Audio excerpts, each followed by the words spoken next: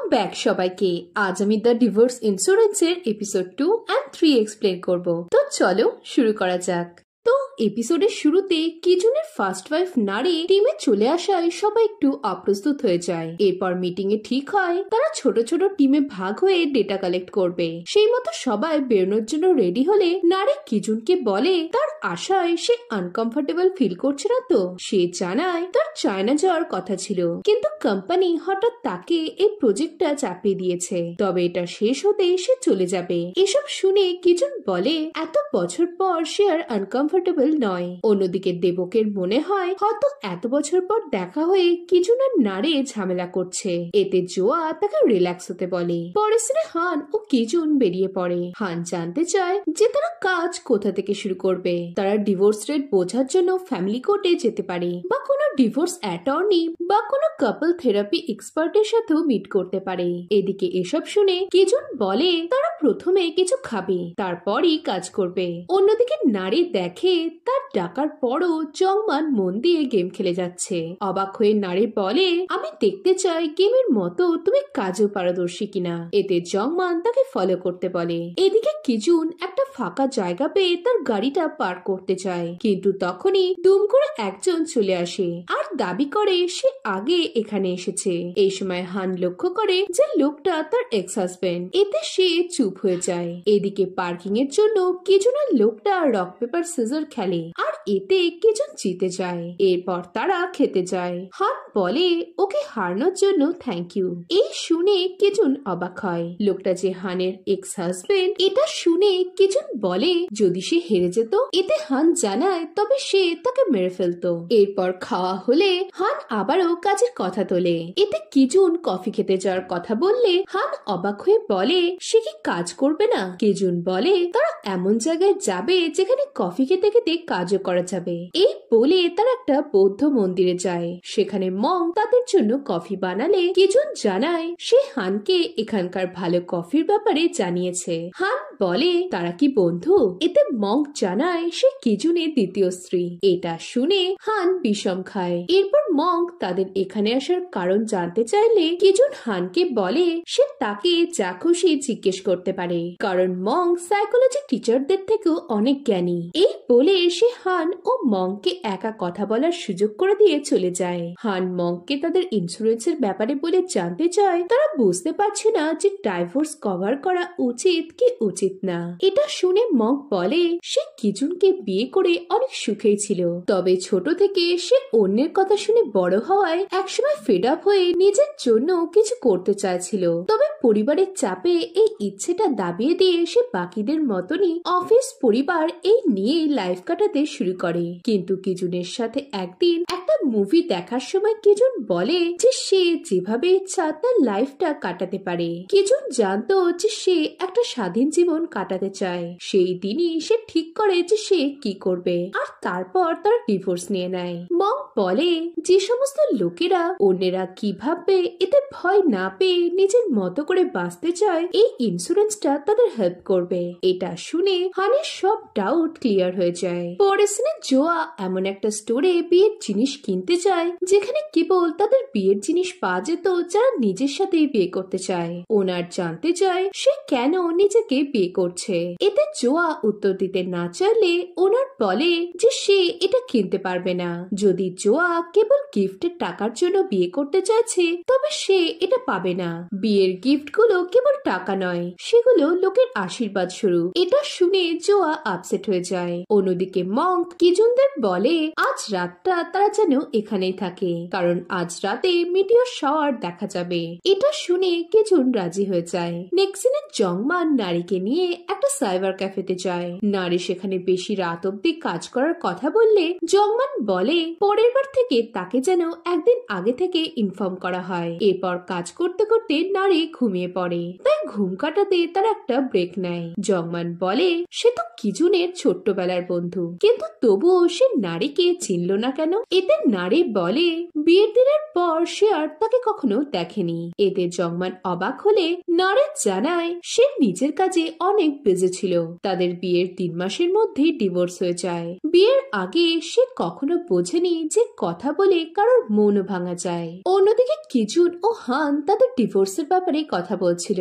এই সময় Meteor shot শুরু হলে কিজুন গাড়ির উপরে উঠে পড়ে হানকে উঠতে সাহায্য করার জন্য হাত বাড়ায়। এরপর তারা একসাথে মেটিওর শাওয়ার দেখতে থাকে। এদিকে জংমানকে নারে ধীরে ধীরে ভালো লাগতে শুরু করে। পরদিন মুভি দেখতে এসে নারে ও হানের দেখা হয়। হান একটা বুনাইয়ের ওয়ার্কশপে যাচ্ছে শুনে নারেও তার সাথে যায়। হান নিজের জন্য সোয়েটার বুনবে শুনে নারে একটু অবাক হয়। এতে হান বলে কিছু বুনতে গেলে একটা পার্সনের কথা মাথায় রেখে বুনতে হয়। যেহেতু তার বর বা বয়ফ্রেন্ড কেউ নেই তাই সে নিজের জন্যই বুনবে। এরপর নারে গ্রিন উল নিলে হান বলে সবুজ কি তার প্রিয় রং। এতে নারে বলে সে যার জন্য সোয়েটার বুনবে তার প্রিয় রং সবুজ। এটা শুনে হানের মনে পড়ে কিজন বলেছিল তার সবুজ রং প্রিয়।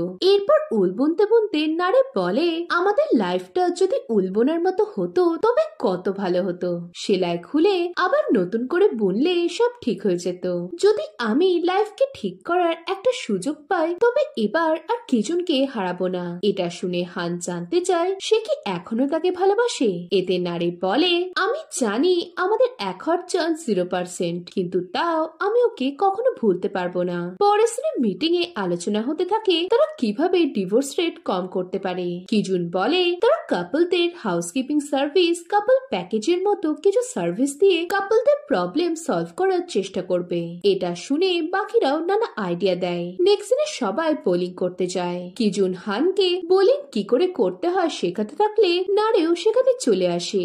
এরপর সবাই দুটো টিমে ভাগ হয়ে যায়। একদিকে জোয়া কিজুন হান আর অন্যদিকে দেবক নারে আর জংমান। গেমে কিজুনদের টিম জেতে, কিন্তু নারে হানকে হারিয়ে খুশি ছিল।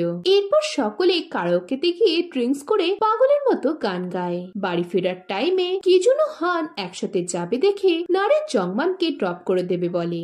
এরপর হান যাওয়ার সময় দেবককে বলে আজ ম্যারিড কাপল ডে, তাই দেবক যেন বাড়ি ফেরার সময় তার ওয়াইফের জন্য কিছু গিফট নিয়ে যায়। এই শুনে দেবক এক প্যাকেট টোফু নিয়ে গিয়ে তার ওয়াইফকে দেয় আর তাকে স্যুপ বানিয়ে দিতে বলে। আর এটা শুনে তার ওয়াইফ রেগে বাড়ি থেকে চলে যায়। পরদিন দেবক জানায় তাদের প্রপোজালটা অ্যাপ্রুভ হয়ে গেছে, কিন্তু প্রথম 6 মাস পাইলট প্রোগ্রাম চালানো হবে। যদি রেসপন্স ভালো আসে তবে ডিভোর্স ইন্স্যুরেন্স কে অফিসিয়ালি লঞ্চ করা হবে। নারী জানায় তাদের 3 দিনে 30 জন অ্যাপ্লিকেন্ট লাগবে আর 6 মাসের মধ্যে যেন একটাও ডিভোর্স না হয়। এটা শুনে সবাই চাপে পড়ে যায়। দেবক লস হবে ভেবে প্রজেক্টটা বন্ধ করার কথা বলে, কিন্তু কিজুন জোর দিয়ে বলে তারা এটা সাকসেসফুল করেই দেখাবে। নেক্সট দিনে নারী তার ম্যানেজিং ডাইরেক্টরের সাথে দেখা করে। ডাইরেক্টর বলে যদি এই প্রজেক্টটা সাকসেস পায় তবে কোম্পানির সাথে নারেও ফায়দা হবে। অন্যদিকে কিজুন ভাবতে থাকে যে কোথা থেকে তাদের প্রজেক্টটা শুরু করলে তাদের কোম্পানির সব শর্তগুলো মানা যাবে, আর সে পেয়েও যায়। পরদিন তারা ওয়েডিং ফেয়ারে এসে তাদের কাজ শুরু করে, যা আমরা প্রথম এপিসোডেই দেখেছিলাম। এখন কিজুনরা ধীরে ধীরে রেসপন্স পেতে শুরু করে। তবে হঠাৎ সেখানে দুজন মহিলা চলে আসে যাদের ছেলে মেয়েদের চলতেই বিয়ে হতে যাচ্ছিল। প্রথমে তারা দুজনকে ডিভোর্স ইন্স্যুরেন্স নিতে দেখে রেগে গেলেও পরে তাদের মধ্যে মিল হয়ে যায় আর তারা তাদের ছেলে মেয়েদের জন্য ডিভোর্স ইন্স্যুরেন্স নিতে রাজি হয়ে যায়। এই সময় তাদের কথাবার্তা চলাকালীন জুয়া হঠাৎ এসে কিজুন ও জংমানকে বাইরে আনে, যেখানে প্রচুর কাপল ইন্স্যুরেন্স নিতে এসেছিল। তবে তাদের ঝামেলা দেখে হান বলে এভাবে এদের দিয়ে কন্ট্রাক্ট সাইন করালে কোম্পানিরই লস হবে, কারণ এটা শেষমেশ ডিভোর্স নেবেই। তাই এখন তাদের সবার পলিসি হোল্ডে রাখতে হবে। এখন পরদিন এই হোল্ডের বিষয়টা শুনে দেবক হানের উপর রেগে অনেক কথা শোনায়, কিন্তু নারের হানের সাজেশনটা পছন্দ হয়। সেবার তাদের কি কি করণীয় জানতে চাইলে হান খুশি হয়ে বলে কন্ট্রাক্ট সাইন করার আগে তারা ডিভোর্স রেট রিস্ক ক্যালকুলেট করবে আর রেজাল্টের উপর বেস করে তারা চার্জ করবে। এই শুনে নারী জানায় তাদের কাছে এত আন্ডাররাইটার নেই যে সবকিছু রিভিউ করে সঠিক ডিসিশন নিতে পারে। এতে কিজুন বলে এ কাজে তারা এআই এর হেল্প নিতে পারে। জংমান ও জোয়া জানায় তারা সব ডেটা টেক টিমকে পাঠিয়ে দিয়েছে, দুপুরের মধ্যে এআই কমপ্লিট হয়ে যাবে আর তারা আজই ট্রায়াল দিতে পারবে। এদিকে পুরো প্ল্যান শুনে নারে ইমপ্রেস হয়ে যায়। পরের সিনে জোয়া হানকে প্রশ্ন করে তার বাড়ি কাছে হওয়ার পরও গত রাতে কেন তারা কিজুনের বাড়িতে থাকলো। এখানে দেখা যায় গত রাতে বেশি রাত অব্দি কিজুনের বাড়িতে তারা পলিসির ওপর কাজ করছিল।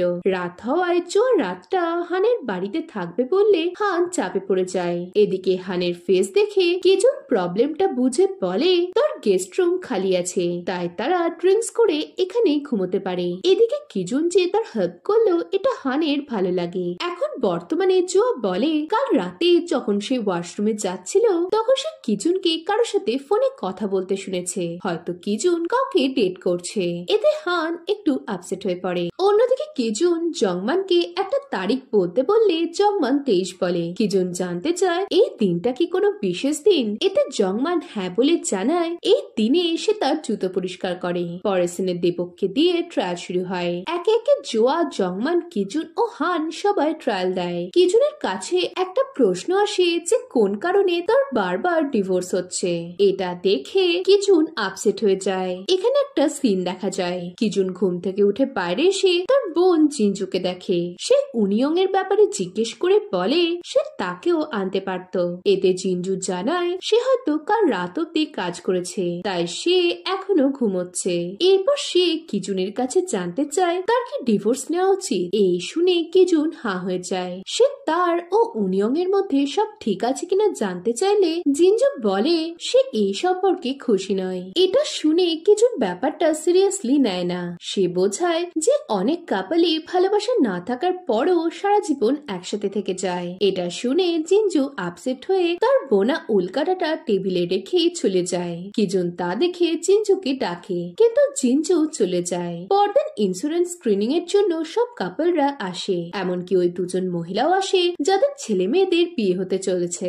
মহিলা দুজন নিজেদের মধ্যে আলোচনা করে ক্লজ তৈরি করে আনে। সব ডকুমেন্টস চেক করে জংমান জানায় সবই ঠিক আছে। ম্যারেজ রেজিস্ট্রেশনের পর ইন্স্যুরেন্স চালু হয়ে যাবে। এতে মহিলারা অবাক হলে জংমান বলে অনেক বিয়ে তো বিয়ের দিনই ভেঙে যায়। এটা শুনে মহিলারা রেগে গেলে কিজুন তাদের শান্ত করার জন্য বলে তার বিয়ের দিনই ডিভোর্স হয়ে গেছিল। এ কথায় তারা নরম হয়। তারা খুশি হয়ে কিজুনকে বিয়েতে ইনভাইট করে। পরের সিনে নারে ও ডাইরেক্টর কিছু জিনিস চায়না পাঠানোর বিষয়ে আলোচনা করছিল। নারে আইডিয়া দেয় তারা যদি কম্পিউটারের সাহায্যে সেগুলো পাঠায় তবে ইনফরমেশন লিক হলেও দোষ তাদের মাথায় আসবে না। নেক্সট সিনে টার্গেট পূরণ হয়ে যায়। দেবক খুশি হয়ে সবাইকে খাওয়াতে নিয়ে যাওয়ার কথা বলে, তবে কিজুন জানায় আজ সে পারবে না, আজ তার কাজ রয়েছে। এতে জোয়া হানকে বলেছিলাম না কিজুনের গার্লফ্রেন্ড আছে। রাতে কিজুন নোংরা ফেলতে এলে তার হানের সাথে দেখা হয়। হান বলে সে ভেবেছিল কিজুনের কোনো দরকারি কাজ রয়েছে। এতে কিজুন জানায় বাড়ির নোংরা ফেলাটাই তার কাছে অনেক দরকারি। এরপর কিজুন বলে আমি এই যে খুশি ও ভরসার কথা বলি মাঝে মধ্যে মনে হয় আমি এসবের যোগ্য নয়। আমার মনে হয় এসব করে আমি ঠিক করছি তো। এতে হান বলে তুমি ভাবো তোমার কাছে একটা ছাতা আছে যেটা বৃষ্টির সময় ফেরত দিতে হবে, কারণ তুমি যতই চেষ্টা করো না কেন বৃষ্টি পড়া কখনো বন্ধ হবে না। এই শুনে কিজুনের চিঞ্জুর কথা মনে পড়ে। এই সময় হঠাৎ বৃষ্টি শুরু হলে তারা শেডের তলায় যায়। কিজুন হানকে বলে সে কি তার সাথে বিয়েতে যেতে চায়। এতে হান রাজি হয়। পরদিন হানকে দেখে কিজুন স্মাইল করে বলে তাকে অনেক ভালো লাগছে। এরপর তারা ওয়েডিং হলে পৌঁছায়। কিজুন বলে বিয়ে শুরু হতেই তারা চলে যাবে, কারণ তার বিয়ে অ্যাটেন্ড করতে ভালো লাগে না। এদিকে টাইম পেরিয়ে গেলেও বিয়ের অনুষ্ঠান শুরু হয় না। জানা যায় বর ও বউ বিয়ের অনুষ্ঠান ছেড়ে চলে গেছে। এই শুনে বর বউয়ের মায়েরা চাপে পড়ে যায়। নেক্সট দিনে বর ও বউ ভিডিও কল মারফত গেস্টদের জানায় তাদের মায়েরা তাদের না জানিয়ে ডিভোর্স ইন্স্যুরেন্স নিয়েছে, তাই তারাও চুপে চুপে বিয়ে করে এখন হানিমুনে যাচ্ছে। আর তারা দুজন দুজনকে অনেক ভালোবাসে, তাই ইন্স্যুরেন্সের টাকা নেওয়ার দরকার তাদের কখনোই পড়বে না। এসব শুনে কিজুন ও হান চাপ পড়ে যায়। কিন্তু তখনই স্টেজের বর ও বউয়ের মা এসে জানায় যেহেতু তাদের ছেলেমেয়েরা চলে গেছে তাই তারাই বিয়ের বাকি রিচুয়ালস গুলো পুরো করবে। আর তারা শপথ নিচ্ছে এরপর থেকে তারা যে কোনো অবস্থাতেই দুজন দুজনের সাথে থাকবে। এটা শুনে সবাই হাততালি দেয়। পরের সিনে মহিলারা কিজুন ও হানকে বিয়েতে আসার জন্য ধন্যবাদ জানায় আর বলে তারা যেন বর বউয়ের জন্য বুক করা গাড়িতে করে বাড়ি ফেরে। এতে কিজুন আপত্তি জানালে মহিলারা শাসায় যে তাদের কথা না শুনলে তারা ইন্স্যুরেন্স ক্যান্সেল করে দেবে। আর এটা শুনে কিজুন ও হান তখনই গাড়িতে উঠে চলে যায়। এরপর তারা যেতে থাকলে গাড়িটা রাস্তার এক জায়গায় আটকে জ্যাম লাগিয়ে দেয়। এই সময় নারে হানকে কল করে বলে 5টা কন্ট্রাক্ট রিজেক্ট হয়ে গেছে, তাই তারা যেন নতুন প্ল্যান তৈরি করে।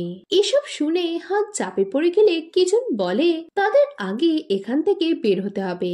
এই বলে কিজুন গাড়ি থেকে নেমে পড়ে হানের দিকে হাত বাড়ায়। হান হাঁ করে কিজুনের দিকে কিছুক্ষণ তাকিয়ে বাইরে বেরোয়, কিন্তু বাইরে এত লোককে চিৎকার করতে দেখে ঘাবড়ে যায়। এতে কিজুন তার হাত ধরে বলে তুমি ভাবো তুমি একজন ঠোঁটকাটা। এই বলে তারা ভিড়ের মধ্যে দিয়ে হাঁটতে শুরু করে আর হানেরও আত্মবিশ্বাস ফিরে আসে। পরে সিনে কিজুনের ফোনে অ্যাপয়েন্টমেন্ট ক্যান্সেল হওয়ার মেসেজ এলে সে আপসেট হয়ে যায়। সে হানকে জানায় তার একজনের সাথে মিট করতে যেতে হবে। এই বলে সে চলে যায়। নেক্সট দিনে কিজুন জংমানকে কল করে 5টা কন্ট্রাক্ট রিজেক্ট হওয়ার বিষয়ে জানিয়ে কিছু কন্ট্রাক্ট রেডি করতে বলে ফোনটা কেটে দেয়। এরপর কিজুন সিওল মিউজিয়ামে গিয়ে প্রথমে একটা সেলফি নেয়। এরপর তার উনহিয়ং এর সাথে দেখা হলে সে তাকে তার থেকে একটা পলিসি কিনতে বলে। আর এখানেই এপিসোড 3 শেষ হয়। এখন এরপর কি হবে জানতে হলে ভিডিওটাতে লাইক ও কমেন্ট করো, আর নতুন হলে চ্যানেলটা সাবস্ক্রাইব করে দাও। তো দেখা হচ্ছে নেক্সট ভিডিওতে। বাই।